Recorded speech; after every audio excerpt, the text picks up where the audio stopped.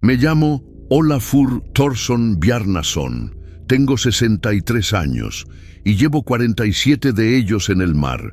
Nací el 17 de marzo de 1836 en Ísafjörður, un pequeño pueblo de pescadores anclado en los fiordos del noroeste de Islandia, donde el hielo corta el viento como cuchillas afiladas y el sol apenas se asoma durante los meses interminables de invierno.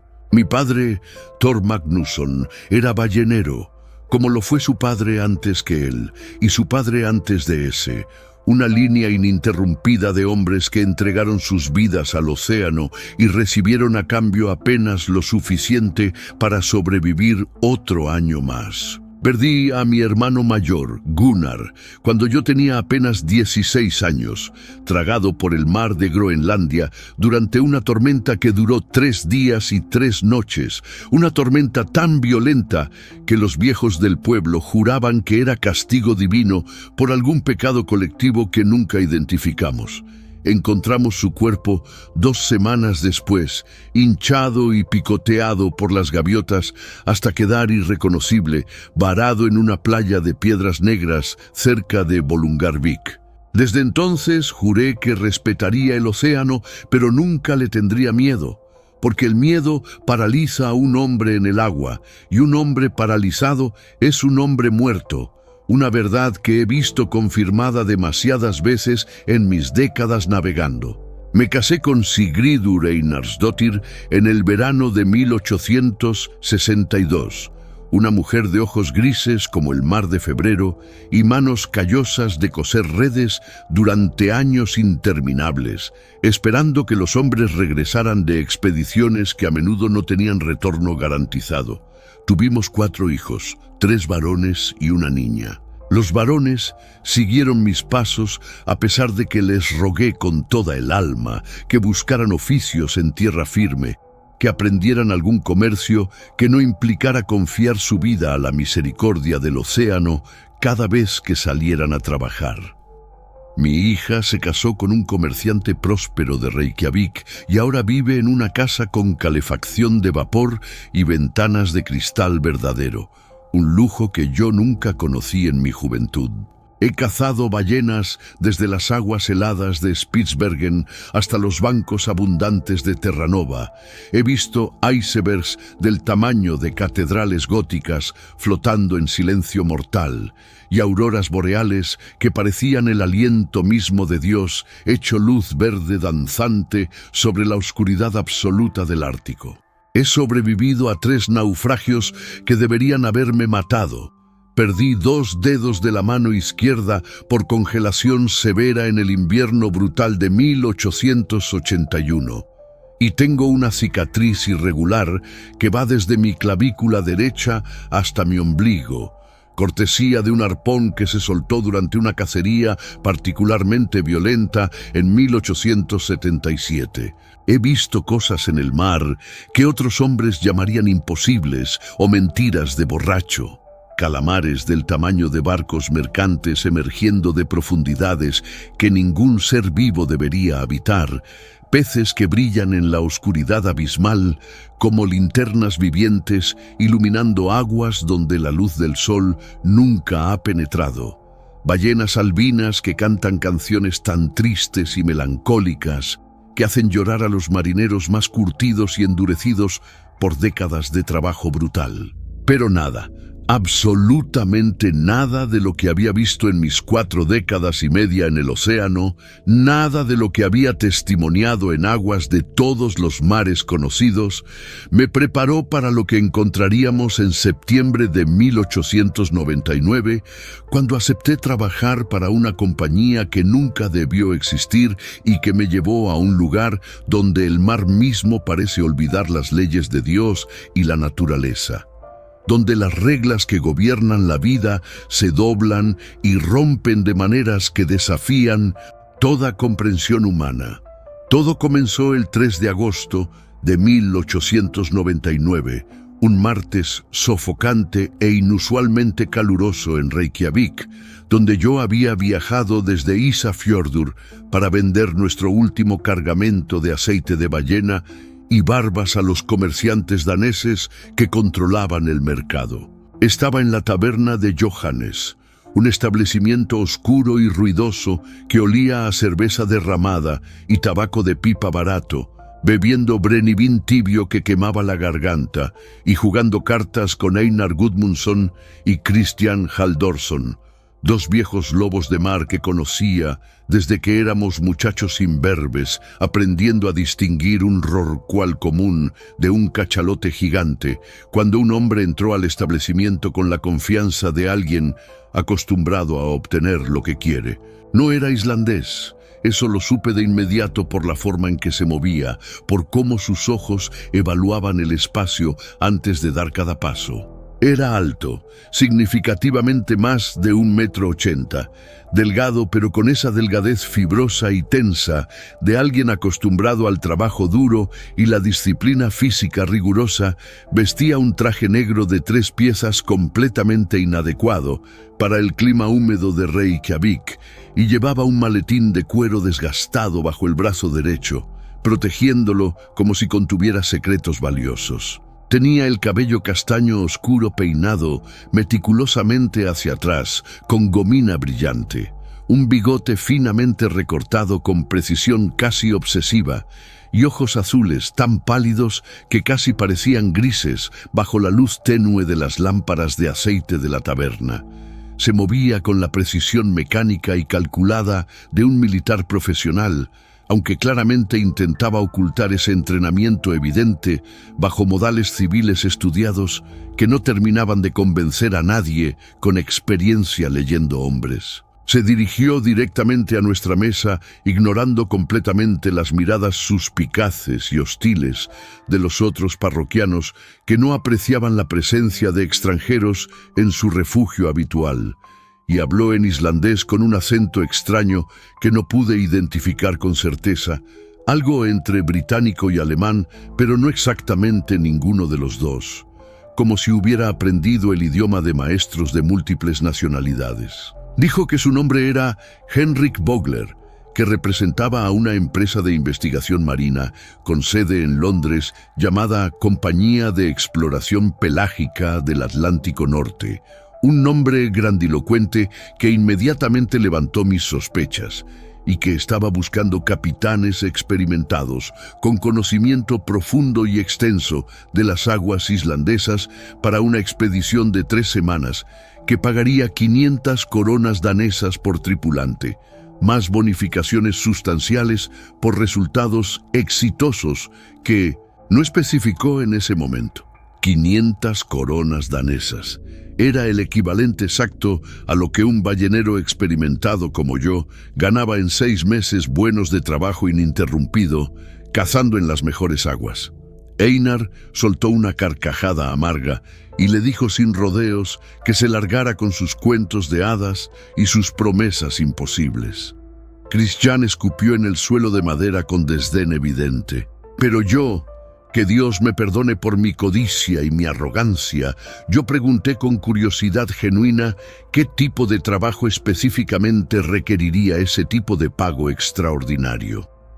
Vogler sonrió cuando escuchó mi pregunta, pero fue una sonrisa extraña y perturbadora, completamente sin alegría o calidez humana, más bien el gesto mecánico de alguien que acababa de ganar una apuesta consigo mismo sobre cómo se desarrollaría la conversación. Me pidió cortésmente, pero con autoridad implícita, que lo acompañara a un lugar más privado para discutir los detalles confidenciales, y contra mi mejor juicio y las miradas de advertencia de mis compañeros, dejé mis cartas sobre la mesa húmeda y lo seguí fuera de la taberna hacia las calles empedradas de Reykjavik. Caminamos en silencio tenso durante 15 minutos por las calles irregulares y empedradas de Reykjavik, pasando edificios de madera pintada que se caían a pedazos y comercios cerrados por la noche, hasta llegar a una casa de huéspedes situada en la zona del puerto, un edificio deteriorado de 2 plantas con pintura descascarada, cayéndose en láminas y ventanas sucias cubiertas de sal marina. Subimos por una escalera que crujía peligrosamente bajo nuestro peso hasta una habitación en el segundo piso donde dos hombres más esperaban en silencio, estudiando mapas extendidos sobre una mesa tosca. El primero se presentó con formalidad británica como el Dr. Edmund Carver, un británico corpulento de aproximadamente 50 años, con barba pelirroja entrecana y gafas de montura dorada que constantemente ajustaba sobre su nariz ancha, que afirmaba ser un zoólogo marino de prestigio de la Universidad de Edimburgo. El segundo era un hombre significativamente más joven, no más de 30 años, según mi estimación, de cabello rubio casi blanco como la nieve y complexión atlética evidentemente mantenida con entrenamiento regular, que se identificó simplemente como el teniente Klaus Zimmermann, sin especificar de qué ejército o marina provenía ni cuál era exactamente su función en esta expedición supuestamente científica. Sobre la mesa de madera manchada había desplegados varios mapas náuticos detallados de las aguas al noroeste de Islandia. Fotografías borrosas y granuladas de algo indefinible en el agua que no pude distinguir con claridad, incluso entrecerrando los ojos y acercándome, y varios documentos oficiales con sellos elaborados que parecían gubernamentales, pero de ningún gobierno que yo reconociera después de décadas tratando con autoridades de múltiples naciones. Carver fue quien habló primero, con un inglés rápido y técnico que tuve que esforzarme considerablemente por seguir, aunque hablo el idioma razonablemente bien después de tantos años tratando con balleneros británicos y americanos en los puertos del Atlántico Norte. Dijo con tono académico pero teñido de urgencia apenas contenida que durante los últimos 5 años habían recibido múltiples reportes independientes de balleneros, pescadores y capitanes mercantes sobre avistamientos repetidos de criaturas marinas no identificadas en las aguas al noroeste de Islandia, específicamente en un área aproximadamente a 65 grados y 42 minutos de latitud norte, 23 grados y 18 minutos de longitud oeste, coordenadas que anotó cuidadosamente en un papel separado para mí. Describió con precisión casi obsesiva testimonios de focas o lobos marinos de tamaño completamente anormal, algunos reportados tan grandes como botes salvavidas enteros, con pelaje negro azabache en lugar del gris o marrón habitual de las especies conocidas, y comportamiento agresivo y coordinado completamente atípico para pinnípedos que normalmente son animales solitarios o forman grupos pequeños sin estructura organizativa compleja. Lo más perturbador, dijo ajustándose las gafas nerviosamente, era que múltiples testigos independientes y completamente sin conexión entre sí, hombres que nunca se habían conocido y que reportaron en años diferentes, habían descrito que estas criaturas parecían cazar en grupos de aproximadamente 10 individuos, usando tácticas sofisticadas que sugerían un nivel de inteligencia y coordinación estratégica más allá de lo que la ciencia atribuía a cualquier especie de foca conocida por la zoología moderna. Zimmermann extendió varias fotografías sobre la mesa con gestos precisos y militares.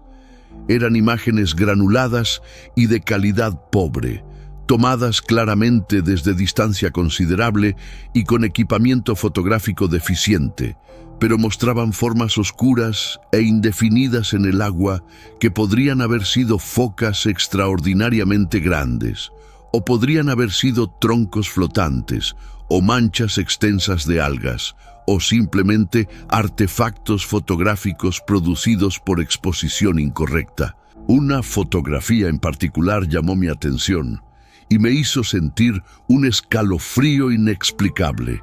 Mostraba lo que parecía ser la cubierta destrozada de un barco pequeño, probablemente un pesquero islandés por el diseño que reconocí, con marcas profundas y regulares en la madera, que Zimmermann insistía con convicción absoluta eran marcas de garras o dientes, no daño por tormenta o colisión con hielo.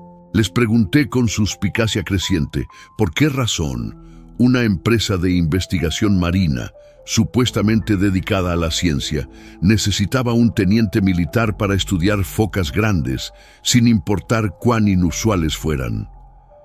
Zimmermann intercambió una mirada significativa con Carver antes de responder con voz plana que la expedición requería medidas de seguridad apropiadas y profesionales, dada la naturaleza potencialmente peligrosa de los especímenes que esperaban encontrar. Vogler intervino entonces con el contrato real y las condiciones específicas. Necesitaban un barco ballenero completamente equipado y en condiciones óptimas de navegación, con una tripulación experimentada de al menos 12 hombres, incluyendo arponeadores competentes, un médico o alguien con conocimientos médicos básicos suficientes para tratar heridas, y un capitán que conociera íntimamente las aguas de la zona y que no fuera excesivamente supersticioso según sus propias palabras exactas. La expedición duraría entre 2 y 4 semanas, dependiendo de las condiciones climáticas impredecibles del Atlántico Norte y los resultados obtenidos. El pago sería de 500 coronas danesas por tripulante al firmar el contrato inicial, otras 500 al completar exitosamente la expedición y regresar a puerto, y bonificaciones adicionales no especificadas si conseguían capturar especímenes vivos o muertos de las criaturas para estudio científico en laboratorios europeos. Cuando pregunté directamente qué pretendían hacer exactamente si encontraban a estas supuestas focas gigantes, Carver dijo con tono académico distante que su objetivo era documentación científica exhaustiva y captura de especímenes para estudio taxonómico y anatómico, pero algo en la forma en que Zimmermann apretó la mandíbula y desvió la mirada me hizo pensar con certeza que había planes adicionales que no estaban compartiendo conmigo en ese momento. El contrato que Vogler me presentó extendido sobre la mesa tenía 17 páginas densas de letra pequeña en inglés legal técnico, que apenas podía comprender incluso con mi conocimiento funcional del idioma. Había cláusulas extensas de confidencialidad que me prohibían estrictamente hablar de cualquier cosa que viéramos o experimentáramos durante la expedición bajo pena de acciones legales severas que podrían costarme literalmente todo lo que poseía, incluyendo mi barco y mi casa. Había renuncias a responsabilidad tan amplias y comprensivas que básicamente decían que la compañía de exploración pelágica del Atlántico Norte no sería responsable de absolutamente nada que nos sucediera, incluyendo muerte, mutilación permanente o condiciones médicas resultantes de factores ambientales no anticipados, sea lo que fuera que esa frase deliberadamente vaga significara. Había una sección completa dedicada a la propiedad intelectual de cualquier descubrimiento, estipulando en lenguaje inequívoco que cualquier espécimen capturado, fotografía tomada, diario escrito, muestra biológica obtenida o información recopilada durante la expedición sería propiedad exclusiva e inalienable de la compañía. Y enterrado estratégicamente en la página 12, en un párrafo técnico fácil de pasar por alto entre terminología legal densa, había una cláusula perturbadora que establecía que en caso de circunstancias extraordinarias que requieran intervención militar o gubernamental, todos los tripulantes aceptábamos someternos completamente a la autoridad de oficiales designados sin especificar quiénes serían exactamente esos oficiales ni qué autoridad legal tendrían sobre nosotros. Debí haberme levantado inmediatamente y salido de esa habitación sofocante en ese mismo momento. Debí haber reconocido todas las señales de alarma evidentes que estaban prácticamente gritándome que esto era profundamente equivocado. Pero pensé en Sigridur, en sus manos artríticas que le dolían cada vez más intensamente con el frío implacable del invierno islandés, en cómo necesitábamos desesperadamente dinero para comprar leña y provisiones suficientes para sobrevivir los meses oscuros. Pensé en mis hijos que también eran balleneros y que nunca tenían suficiente para alimentar adecuadamente a sus propias familias crecientes. Pensé en 1000 coronas danesas, potencialmente más del doble si completábamos la misión exitosamente, dinero suficiente para comprar seguridad durante varios años.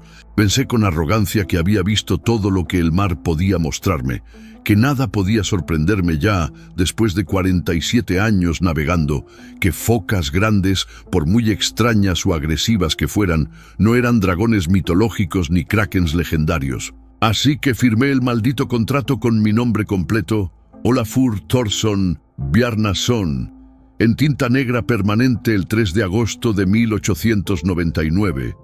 Y con esa firma imprudente sellé el destino terrible de 12 hombres buenos que confiaban en mi juicio.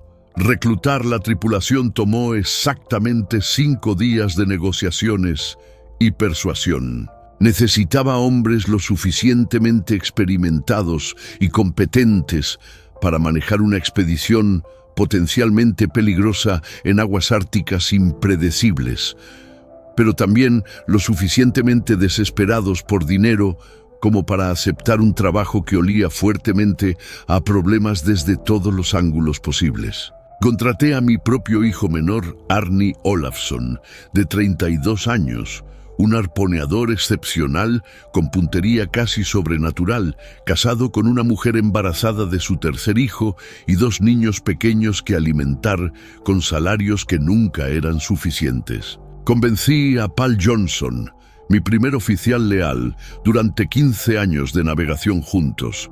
Un hombre silencioso de 48 años, con una cicatriz irregular que le cruzaba la cara desde la frente hasta la barbilla, cortesía de un cable de acero que se rompió violentamente en 1887.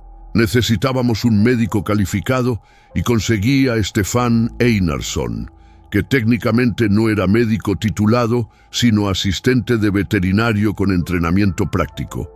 Pero sabía coser heridas con habilidad, amputar dedos congelados cuando era necesario, y había leído suficientes libros de medicina como para ser útil en emergencias marítimas comunes. Los hermanos Magnusson, John y Bjarni, arponeadores gemelos idénticos de 38 años, que eran famosos en todos los puertos islandeses por poder trabajar en sincronía perfecta, como si compartieran literalmente un solo cerebro, aceptaron inmediatamente cuando mencioné el pago extraordinario.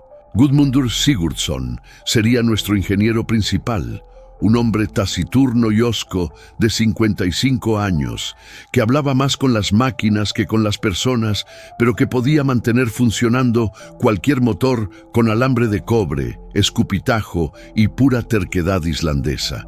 Ragnar Thorsteinsson y su sobrino joven Helgi Ragnarsson serían los marineros generales para trabajo pesado, ambos jóvenes y fuertes, 24 y 19 años respectivamente, con músculos desarrollados por años de trabajo manual, pero no lo suficientemente inteligentes o experimentados como para hacer demasiadas preguntas incómodas sobre la naturaleza exacta de la expedición. Finnur Olafsson, sin relación familiar conmigo a pesar del apellido compartido común en Islandia, sería nuestro cocinero oficial.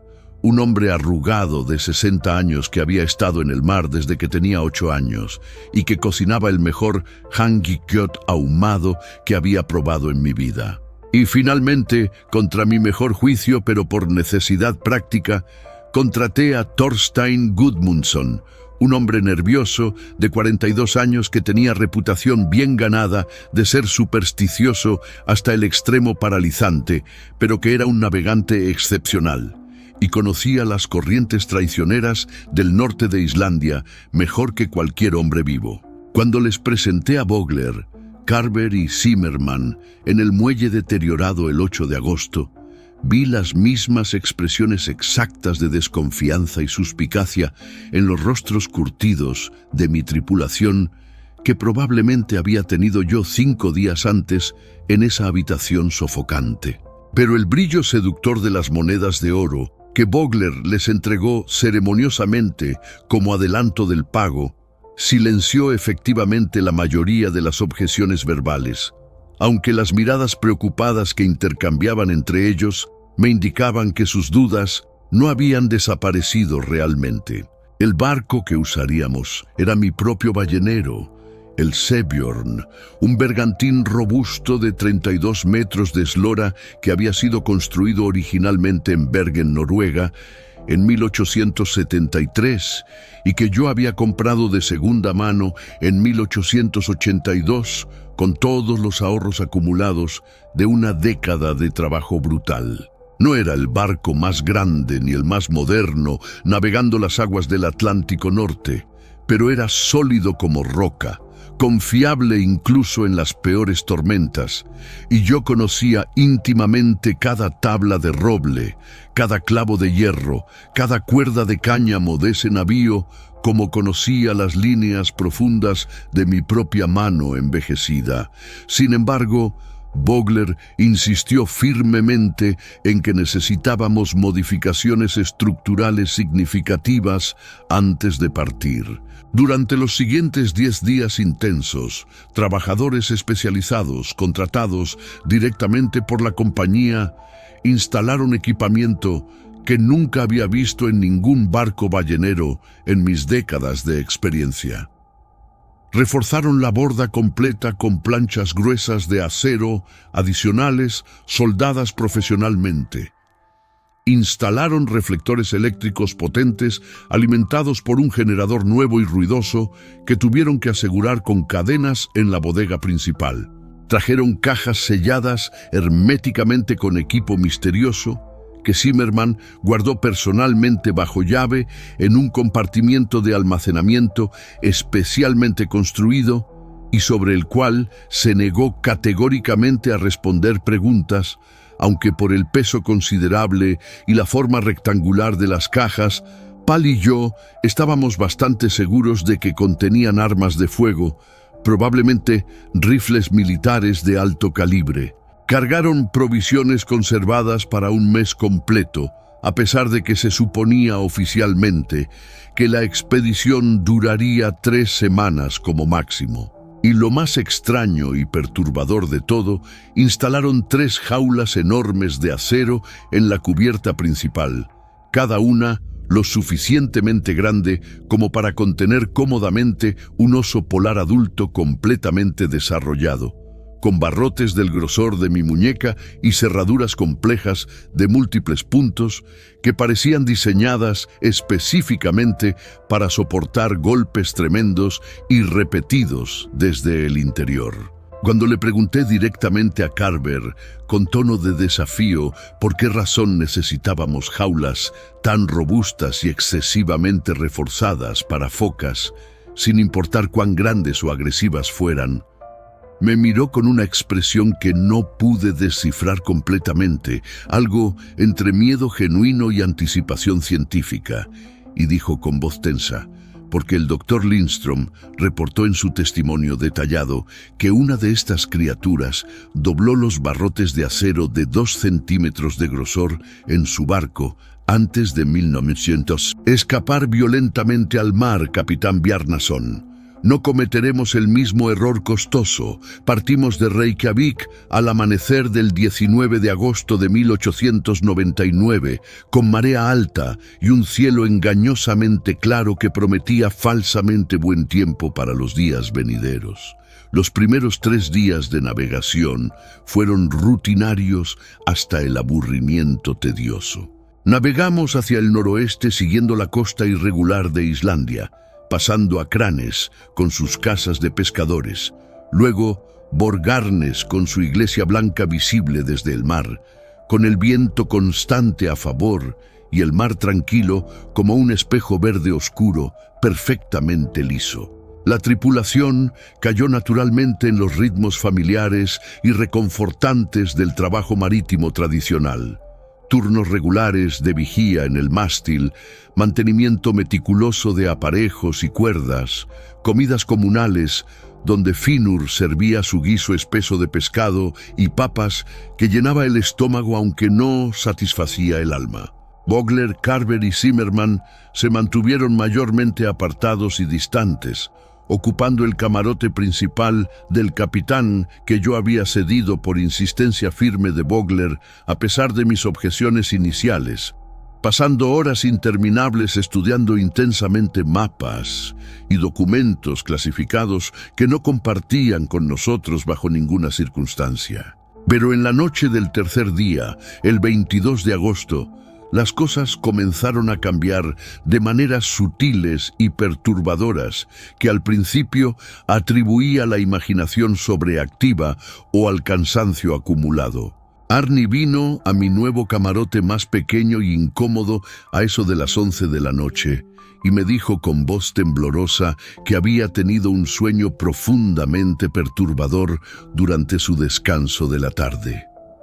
Soñó que estaba nadando en agua negra absolutamente opaca, agua tan negra que no podía ver sus propias manos incluso cuando las levantaba directamente frente a su cara, y que algo enorme e indefinible se movía debajo de él en las profundidades invisibles, algo que lo observaba con inteligencia palpable y lo evaluaba como un carnicero evalúa una res antes del sacrificio. Le dije con tono tranquilizador que era solo un sueño común, que todos los marineros tienen pesadillas ocasionales, especialmente antes de expediciones importantes. Pero luego Helgi reportó un sueño casi idéntico la mañana siguiente, con detalles inquietantemente similares. Y luego Ragnar. Y luego Thorstein, quien me dijo con voz temblorosa y ojos muy abiertos que en su sueño había oído voces extrañas viniendo directamente del agua oscura, voces que sonaban casi humanas pero horriblemente distorsionadas, como si algo antinatural estuviera tratando deliberadamente de imitar el habla humana sin entender realmente cómo funcionaba la mecánica del lenguaje. El cuarto día, 23 de agosto, el barómetro comenzó a caer precipitadamente sin que hubiera signos visuales externos de tormenta inminente. El mar seguía tranquilo y liso. El cielo seguía mayormente despejado con nubes dispersas, pero la presión atmosférica bajaba y bajaba inexplicablemente, y Gudmundur reportó con preocupación evidente que el generador eléctrico nuevo que habían instalado estaba funcionando de manera errática e impredecible, encendiéndose y apagándose sin razón aparente o patrón discernible. El compás magnético principal comenzó a girar lentamente pero constantemente, como si algo invisible estuviera interfiriendo con su aguja magnetizada. Thorstein tuvo que navegar usando las estrellas nocturnas y su conocimiento instintivo de las corrientes marinas, porque nuestros instrumentos mecánicos se estaban volviendo progresivamente menos confiables con cada hora que pasaba. Cuando le mencioné esto con tono de queja a Carver durante la cena comunal, él intercambió esa maldita mirada significativa con Zimmerman otra vez, antes de decir con tono académico distante que anomalías magnéticas locales eran completamente de esperarse en la región específica sin elaborar qué demonios significaba exactamente eso. Esa noche oscura, Pal me despertó bruscamente a las 2 de la madrugada para mostrarme algo extraordinario desde la cubierta fría. El agua alrededor del barco estaba brillando con intensidad antinatural, no con la bioluminescencia normal y familiar del plancton que había visto literalmente cientos de veces en mis décadas navegando, sino con un resplandor azul verdoso mucho más intenso y constante, que parecía emanar desde las profundidades abisales más que desde la superficie. Observamos en silencio aterrado durante 20 minutos largos mientras patrones geométricos extraños se formaban en el agua brillante, líneas perfectamente rectas que se extendían desde nuestro barco hacia la oscuridad circundante en todas direcciones como radios de una rueda, como si algo inteligente debajo estuviera trazando círculos concéntricos alrededor del Severn, estudiándonos meticulosamente, midiéndonos, evaluándonos. El quinto día fue cuando las cosas dejaron de ser meramente inquietantes y comenzaron a ser genuinamente aterradoras de una manera que me hizo considerar seriamente dar la vuelta. Despertamos con una niebla tan densa y opresiva que no podíamos ver más allá de 3 metros en cualquier dirección posible. El sol era apenas un disco blanco pálido y difuso en el cielo gris uniforme, y el silencio era absoluto y antinatural de una manera que ponía los nervios de punta. No había gaviotas chillando como siempre, no había el sonido reconfortante y usual de las olas contra el casco de madera, nada excepto el crujido ocasional de la madera del barco expandiéndose y nuestra propia respiración nerviosa. Los hermanos Magnusson estaban haciendo su turno de vigía rutinario en la proa cuando John gritó repentinamente con voz aguda que había visto algo moviéndose en la niebla densa. Todos corrimos hacia adelante inmediatamente, incluyendo Zimmerman, quien salió de su camarote con notable rapidez, llevando un rifle militar que definitivamente no era equipamiento estándar para estudio científico pacífico de focas. John señalaba hacia adelante con mano temblorosa, donde formas oscuras e indefinidas se movían en la niebla blanca. Formas que aparecían y desaparecían misteriosamente, que parecían estar nadando en círculos coordinados alrededor de nosotros. Conté al menos 8 formas distintas, posiblemente 10. Eran grandes, mucho más grandes que cualquier foca que hubiera visto en 47 años. Y se movían con una coordinación y sincronización que me puso todos los pelos de punta.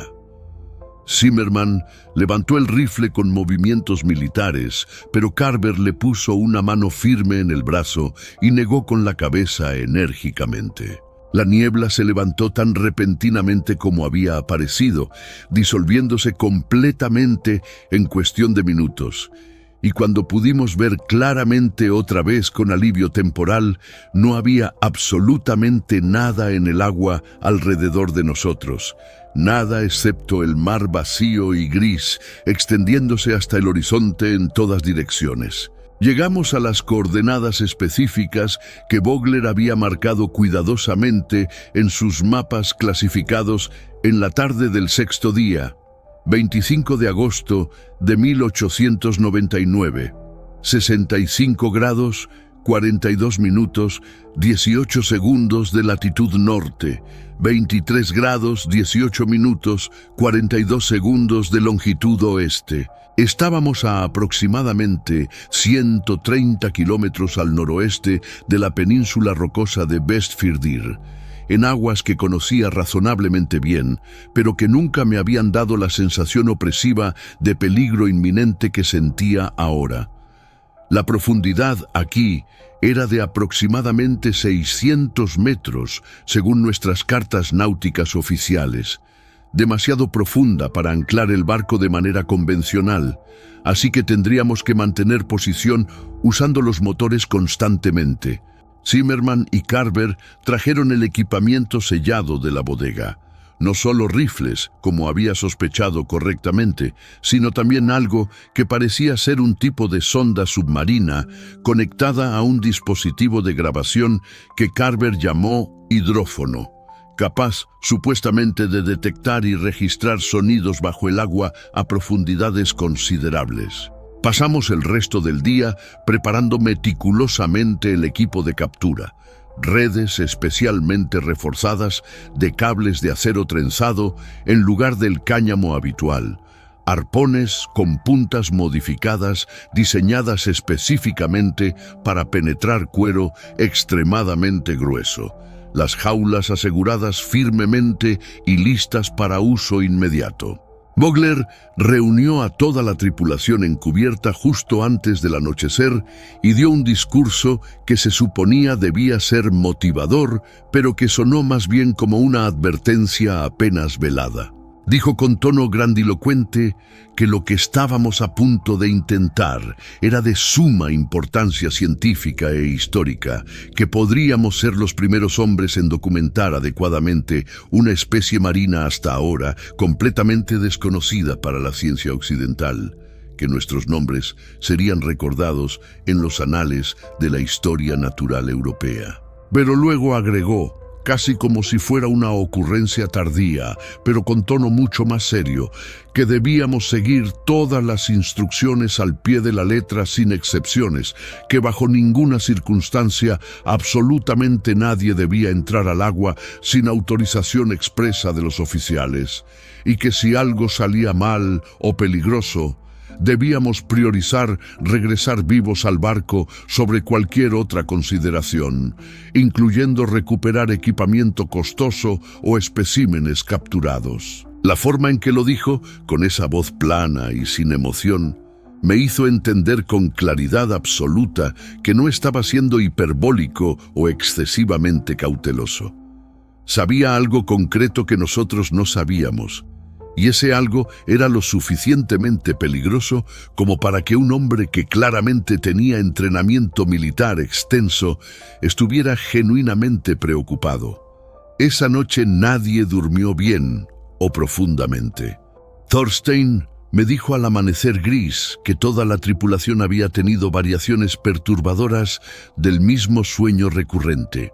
Agua negra absolutamente opaca, algo grande moviéndose debajo en las profundidades invisibles, ojos que brillaban con luz propia y una sensación abrumadora de ser observado por una inteligencia antigua que nos consideraba no como amenazas, sino como curiosidades, o peor aún, como presas potenciales. Comenzamos las operaciones de captura a las 6 de la mañana del 26 de agosto.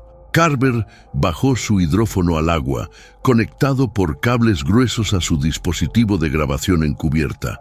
Inmediatamente, su expresión cambió drásticamente. Se puso los auriculares que estaban conectados al aparato y se quedó completamente inmóvil durante casi un minuto completo antes de quitárselos con manos visiblemente temblorosas y llamar urgentemente a Vogler y Zimmermann. Los tres tuvieron una conversación en voz baja que no pude escuchar desde mi posición, pero vi claramente que Zimmermann verificó su rifle cuidadosamente y se colgó 2 más del hombro.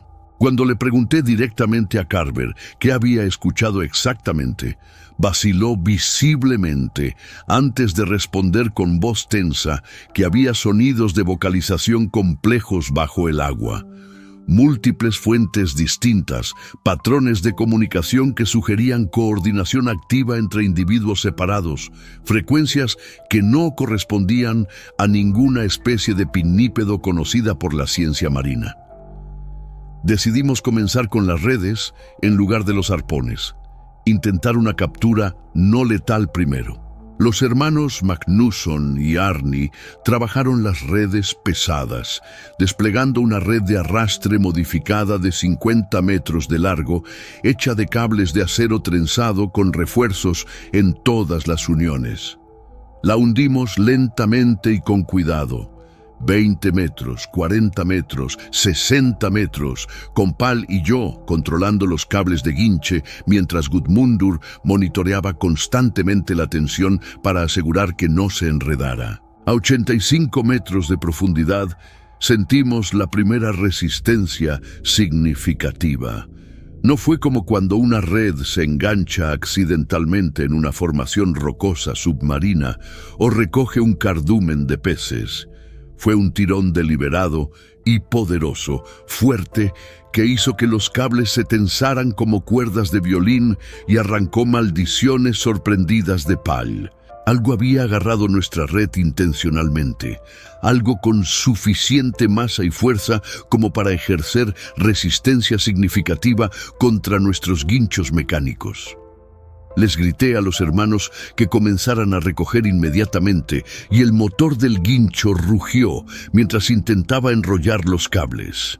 Por un momento pareció que íbamos a lograrlo, que fuera lo que fuera que teníamos en la red, estaba subiendo gradualmente. Pero entonces los cables comenzaron a moverse lateralmente, no hacia arriba, sino hacia los lados, como si lo que tuviéramos atrapado estuviera nadando activamente en dirección contraria, arrastrando no solo la red, sino nuestro barco completo de 32 metros. El Seabjörn comenzó a girar lentamente, a pesar de que teníamos los motores en punto muerto. Zimmerman estaba en la borda con su rifle preparado, apuntando al agua, esperando que lo que fuera que tuviéramos emergiera. Carver gritaba lecturas de su hidrófono, diciendo que había al menos 9 fuentes de sonido distintas, todas moviéndose hacia nuestra posición, convergiendo desde diferentes direcciones. Y entonces, a 112 metros de profundidad, según nuestro medidor de cable, algo agarró nuestras redes desde abajo y las desgarró con una fuerza que hizo que los cables de acero se rompieran como hilo de coser, y el sonido que llegó desde las profundidades a través del hidrófono de Carver hizo que su cara se pusiera del color del papel usado. Un sonido que describió más tarde como algo entre el aullido de una manada de lobos y la risa de algo que nunca debió aprender a reír. La batalla para recuperar el equipo duró casi 20 minutos, que se sintieron como horas enteras. John y Bjarni tiraban de las cuerdas con toda su fuerza, sus manos enrojecidas y sangrando por la fricción brutal, mientras yo coordinaba los esfuerzos desesperados desde la cabina de mando. El motor auxiliar rugía al máximo de su capacidad, las poleas crujían, amenazando con romperse en cualquier momento. Podíamos sentir la resistencia al otro lado, algo vivo que se negaba a soltar su presa, algo que tiraba con una fuerza que no debería existir en ninguna criatura marina conocida. El agua alrededor del barco se había vuelto negra como la tinta, burbujeando con una actividad frenética que hacía temblar el casco completo del Seabjörn. Cuando finalmente logramos subir el equipo, lo que vimos nos dejó paralizados por completo. Enredada en las redes de captura, retorciéndose con movimientos que desafiaban cualquier lógica anatómica, había una cría. No podía tener más de 1 metro de largo, pero cada centímetro de su cuerpo contradecía todo lo que sabíamos sobre biología marina. Su pelaje era de un negro tan profundo que parecía absorber la luz en lugar de reflejarla, creando un efecto visual perturbador donde los bordes de su cuerpo parecían difuminarse con las sombras. Cuando la luz de nuestras linternas la tocaba directamente, el pelaje brillaba con destellos azulados y verdosos que se movían como corrientes eléctricas bajo su piel. Era un pelaje imposible, denso como el de una foca, pero con una textura que recordaba más a las plumas de un ave acuática, repeliendo el agua de forma tan eficiente que ni una sola gota se adhería a su superficie. Su cabeza era donde la pesadilla realmente comenzaba. La estructura craneal era fundamentalmente equivocada, con una frente abombada que sugería un cerebro mucho más grande de lo que cualquier mamífero marino debería poseer. Los ojos eran lo más perturbador de todo, enormes órbitas que ocupaban casi 1/3 de su cara, sin párpados visibles, con una pupila vertical como la de un reptil, pero rodeada de un iris que cambiaba constantemente de color, pasando del ámbar al verde esmeralda y luego al plateado metálico. Esos ojos nos miraban con una inteligencia tan palpable que resultaba aterradora, una conciencia antigua y profunda que evaluaba cada uno de nuestros movimientos con precisión calculadora. Podías ver el pensamiento detrás de esa mirada, podías sentir que estaba analizándonos, catalogándonos, juzgándonos. El hocico era alargado como el de una foca, pero la mandíbula se articulaba de una manera completamente antinatural, abriéndose en un ángulo imposible de casi 180 grados. Cuando gruñía, podíamos ver hileras múltiples de dientes, no los colmillos cónicos de un mamífero marino, sino algo mucho más siniestro. Dientes triangulares y cerrados como los de un tiburón, pero organizados en patrones geométricos perfectos que no deberían existir en ningún depredador natural. Había al menos 4 filas visibles, y cuando abría completamente la boca, podíamos ver que había más filas retrayéndose hacia el interior de su garganta, como si su boca entera fuera una trampa viviente diseñada para triturar y no soltar jamás. Su cuerpo era hidrodinámico como el de una foca, pero mucho más musculoso, con una estructura ósea que podíamos ver moviéndose bajo la piel de formas que violaban toda anatomía conocida. Tenía 6 extremidades en total, no 4 como correspondería a un mamífero, 2 aletas frontales que eran casi manos, con 5 dedos completamente articulados terminados en garras retráctiles de un negro brillante, 2 aletas centrales más pequeñas que parecían funcionar como estabilizadores, y 2 aletas traseras poderosas diseñadas para propulsión extrema. Cada aleta estaba conectada al cuerpo mediante articulaciones que se doblaban en direcciones múltiples, permitiendo un rango de movimiento tridimensional que ningún animal terrestre o marino conocido poseía. Las membranas entre los dedos eran translúcidas, atravesadas por venas oscuras que pulsaban con un ritmo propio, independiente del corazón del animal. Lo más inquietante era su columna vertebral. Podíamos ver los huesos moviéndose bajo la piel cuando la criatura se contorsionaba, pero no se movían como una columna normal. Cada vértebra parecía tener movilidad independiente, permitiendo que su cuerpo se doblara y retorciera como una serpiente marina, creando curvas y ángulos que deberían romper la médula espinal de cualquier criatura. Cuando se enrollaba sobre sí misma, su cuerpo formaba espirales perfectas que parecían matemáticamente imposibles para un organismo vivo. «Por todos los dioses antiguos», susurró John, su voz temblando tanto que apenas podíamos entenderlo. «¿Qué clase de demonio hemos sacado del abismo?» Carver se había arrodillado junto a la red, estudiando a la criatura con una mezcla de fascinación científica y terror absoluto.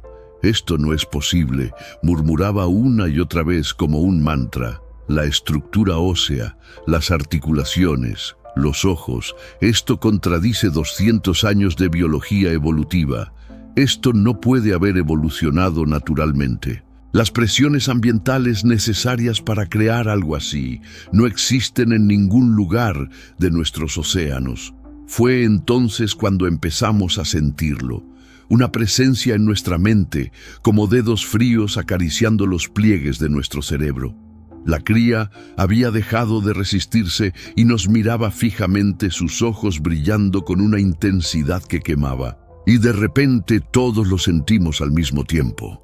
Un dolor agudo detrás de los ojos, un zumbido de baja frecuencia que hacía vibrar nuestros cráneos, y luego, imposiblemente, imágenes que no eran nuestras inundando nuestra conciencia. No eran pensamientos en palabras, sino conceptos puros, emociones brutas, memorias que no nos pertenecían. Profundidades infinitas donde la luz nunca había existido. Ciudades de piedra negra construidas en fisuras que descendían hasta el manto terrestre.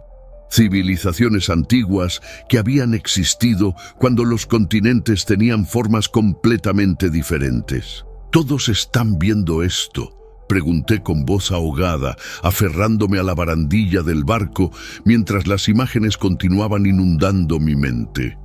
Los demás asintieron en silencio, demasiado aterrorizados para hablar. Pal había caído de rodillas, lágrimas corriendo por sus mejillas. «Están ahí abajo», gimió. «Millones de ellos. Han estado ahí durante eones y acabamos de capturar a su cría». El agua a nuestro alrededor comenzó a cambiar. Primero fue solo una sensación, una presencia que presionaba contra el casco desde todas direcciones. Luego vimos la bioluminiscencia. No los patrones aleatorios del plancton, sino luces organizadas, patrones geométricos perfectos que pulsaban en secuencias matemáticas, círculos concéntricos de luz azul eléctrica que se expandían desde las profundidades, creando ondas visuales que dolían al mirarlas directamente. Las luces se organizaban en formaciones que sugerían comunicación, un lenguaje visual de complejidad abrumadora que nuestros cerebros no estaban equipados para procesar completamente. «Están emergiendo», susurró Bjarni, señalando hacia el agua con mano temblorosa. «Dios santo, están subiendo». La primera criatura adulta rompió la superficie a unos 50 metros del barco. Su cabeza emergió del agua sin crear apenas una ola. Un control hidrodinámico perfecto que hablaba de milenios de evolución en las profundidades. Era gigantesca, fácilmente 5 metros de largo solo su cabeza, con esos mismos ojos inteligentes, pero magnificados a un tamaño que te hacía sentir como un insecto bajo un microscopio. Su pelaje negro brillaba bajo la luz de la luna como metal líquido, cada pelo individual reflejando la luz en patrones fractales hipnóticos. Se quedó allí flotando, mirándonos con una intensidad que congelaba la sangre, sin acercarse, solo observando, evaluando, esperando. Luego emergió otra y otra más. En cuestión de 5 minutos, estábamos rodeados por 10 de estas criaturas colosales. Cada una medía entre 4 y 6 metros de longitud, con cuerpos que podrían haber pesado fácilmente más de 2 toneladas cada uno. Formaron un círculo perfecto alrededor del Sebjörn, espaciadas con precisión matemática, sus movimientos tan sincronizados que parecían ser parte de un único organismo masivo.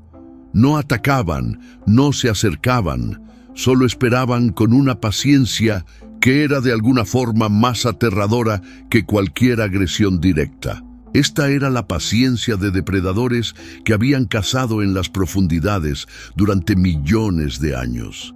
Depredadores que sabían exactamente cómo funciona el miedo, que entendían el terror como herramienta. Fue entonces cuando la sensación comenzó con intensidad insoportable. Una presión en mi cráneo, detrás de mis ojos, como si algo estuviera empujando suavemente contra las paredes de mi conciencia. No era dolor exactamente, era más como una presencia, una voz que no era voz, intentando formar palabras en el espacio donde nacen los pensamientos. Miré a mis compañeros y vi la misma expresión de concentración confundida y aterrada en sus rostros. Todos estábamos sintiendo lo mismo. Luego las imágenes comenzaron. No eran como ver algo con los ojos. Era como recordar algo que nunca me había pasado, pero con una claridad y detalle que superaba cualquier memoria real. Vi ciudades, no estructuras en tierra, sino enormes complejos arquitectónicos en las profundidades oceánicas, construidos no de piedra o metal, sino de lo que parecía ser coral vivo moldeado en formas geométricas imposibles. Vi estas criaturas, cientos, miles de ellas, moviéndose a través de corredores submarinos iluminados por bioluminiscencia pulsante. Vi jardines de algas cultivadas en patrones perfectamente ordenados. Vi algo que solo podía describirse como escritura, símbolos tallados en superficies de roca volcánica del fondo marino, complejos y densos como textos antiguos pero completamente alienígenas en su estructura. Vi también su historia, fragmentos de ella al menos, transmitidos en ráfagas de imágenes y emociones. Una especie que había evolucionado en las profundidades cuando la humanidad aún estaba aprendiendo a caminar erguida. Una civilización que había observado el ascenso de los humanos con curiosidad inicial, que lentamente se transformó en cautela y finalmente en política de evasión activa. Vi encuentros ocasionales a lo largo de los siglos, marineros reportando monstruos marinos que eran en realidad avistamientos de estos seres, siempre en las periferias, siempre huyendo hacia aguas más profundas. Vi su advertencia, clara como el día, aunque transmitida sin palabras. La humanidad estaba comenzando a penetrar demasiado profundo, a explorar regiones que habían sido su dominio exclusivo durante milenios. Las expediciones balleneras, las sondas oceánicas, los cables submarinos, todo esto era visto como invasión. Pero más que eso, sentí su preocupación genuina mezclada con el desdén. Los humanos no entendíamos los ecosistemas que estábamos perturbando, las fuerzas que estábamos jugando con al dragar y explorar sin comprensión real de lo que yacía en las profundidades. Y finalmente, vi lo que sucedería si no devolvíamos a la cría. No era una amenaza explícita, sino una certeza mostrada con la misma claridad que todo lo demás. Vi nuestro barco destrozado como si fuera papel. Vi cuerpos flotando en agua negra. Vi el registro de nuestra expedición perdido para siempre en el fondo del océano. No era crueldad, era simple causa y efecto. Habíamos tomado algo precioso para ellos y ellos lo recuperarían sin importar el costo para nosotros. La presión mental se retiró tan abruptamente como había llegado, dejándonos jadeando y desorientados. Miré a Pal y vi lágrimas congelándose en sus mejillas. Arni estaba de rodillas, sosteniéndose la cabeza con ambas manos. Thorstein simplemente miraba fijamente a las criaturas que nos rodeaban con una expresión de asombro reverencial. «Libérenla», dije, mi voz sonando extrañamente calmada considerando las circunstancias. «Corten la red y libérenla ahora». «Pero el espécimen», comenzó Carver débilmente. «Al diablo con el espécimen», grité, toda compostura científica evaporándose. «¿No viste lo que nos mostraron? ¿No entiendes lo que son? Esto no es un descubrimiento. Esto es primer contacto con una especie inteligente y estamos fallando espectacularmente».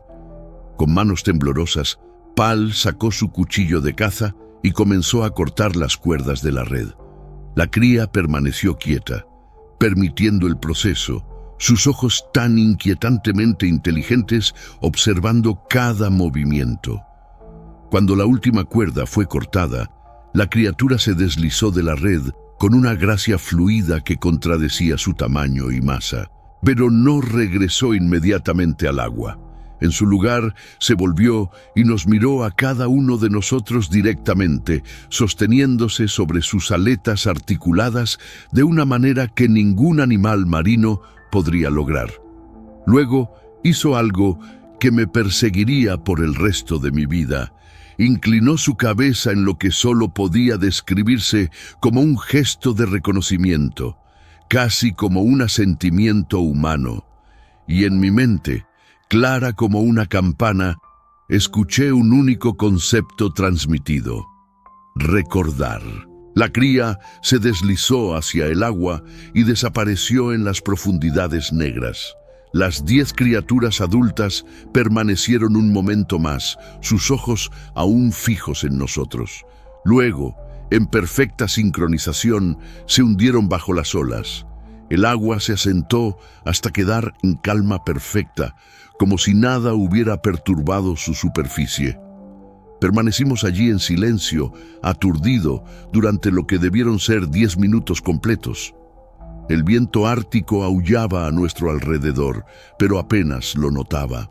Mi mente estaba corriendo, intentando procesar lo que acabábamos de experimentar, sabiendo que las palabras eventualmente fallarían en capturar la totalidad de ello. Finalmente, Arnie habló, su voz ronca. Nadie va a creer esto. Nadie va a creer ni una palabra de esto. Tenía razón, por supuesto. Cuando regresamos a Islandia 3 semanas después, nuestro informe fue recibido con escepticismo educado. Las fotografías de Carver fueron examinadas exhaustivamente y declaradas posiblemente manipuladas o malinterpretaciones de formaciones de hielo inusuales. El testimonio consistente de todos nosotros fue atribuido a alguna forma de histeria compartida o posible envenenamiento por monóxido de carbono de nuestro equipo de calefacción. Han pasado ahora 37 años desde aquel día en el Atlántico Norte. De los 12 que estuvimos en ese barco, solo quedamos 3 vivos para contar la historia completa. John murió 15 años después en un accidente de pesca que oficialmente fue catalogado como tal. Pero yo sé la verdad. Lo encontraron en aguas profundas mucho más allá de donde debería haber estado pescando, con marcas en su cuerpo que no coincidían con ningún accidente conocido, con expresión de terror absoluto congelada en su rostro. Carver desapareció hace 8 años durante una expedición de investigación. Su equipo simplemente dejó de responder y nunca fue recuperado a pesar de búsquedas exhaustivas. Los 3 sobrevivientes hemos vivido con este secreto como un peso que aumenta cada día. Firmamos documentos de confidencialidad que nos prohibían hablar de aquella noche bajo amenazas legales severas. El gobierno confiscó todos nuestros registros, todas nuestras notas, todas nuestras pruebas. Nos pagaron generosamente por nuestro silencio y nos amenazaron sutilmente sobre las consecuencias de romperlo. Durante décadas obedecimos porque éramos cobardes, porque queríamos vivir nuestras vidas en paz, porque nos convencimos de que era mejor para la humanidad no saber.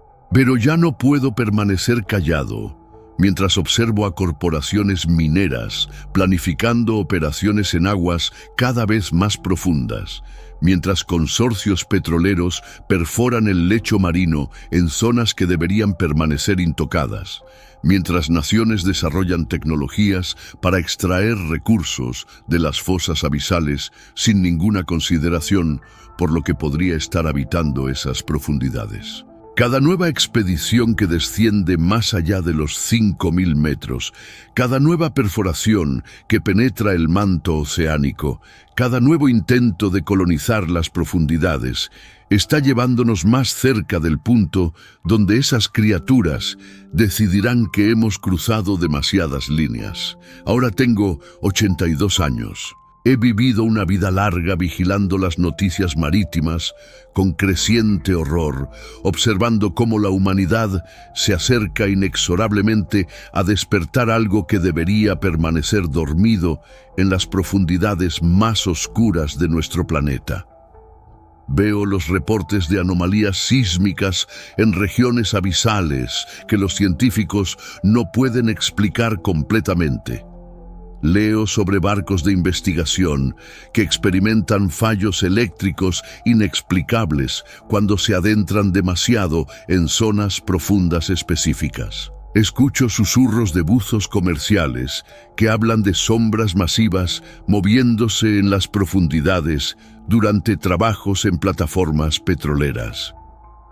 He decidido romper mi silencio porque creo que la humanidad merece una advertencia final antes de que sea demasiado tarde. Compartir esta historia es mi última contribución a una especie que está ciegamente tambaleándose hacia un conflicto que no puede ganar contra enemigos que dominan más del 70% de la superficie planetaria, que han existido millones de años antes que nosotros y probablemente existirán millones de años después de que nos hayamos extinguido. Si esta historia te ha hecho cuestionar tu entendimiento del océano, si te ha hecho reconsiderar la arrogancia humana de creer que conocemos nuestro propio planeta, si te ha generado, aunque sea un mínimo de respeto por las profundidades que nunca deberíamos explotar sin permiso, Entonces te pido que le des like a este video para que el algoritmo lo muestre a más personas que necesitan escuchar esta advertencia. Suscríbete al canal para más historias de lo desconocido que acecha en los lugares donde la humanidad rara vez mira. Comparte esto con todos los que conozcas, especialmente aquellos que trabajan en industrias marítimas, minería oceánica, exploración submarina. Deja un comentario contándome si has experimentado algo inexplicable en aguas profundas, si has visto algo que no debería existir según la ciencia convencional, si has sentido esa presencia antigua observándote desde las profundidades negras. El tiempo se acaba más rápido de lo que crees. Las profundidades están perdiendo la paciencia. Y cuando finalmente decidan que hemos ido demasiado lejos, no habrá negociación, no habrá advertencias adicionales. Solo habrá una lección final sobre quién realmente gobierna este planeta azul que arrogantemente llamamos nuestro.